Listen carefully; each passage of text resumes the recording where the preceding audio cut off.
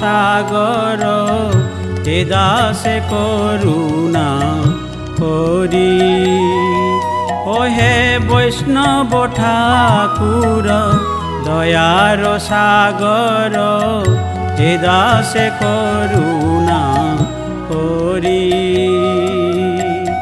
দিয়া পদ ছায়া শোধ হে আমায়, দিয়া পদ ছায়া শোধ হে আমায়, তোমার চরণ ধরি।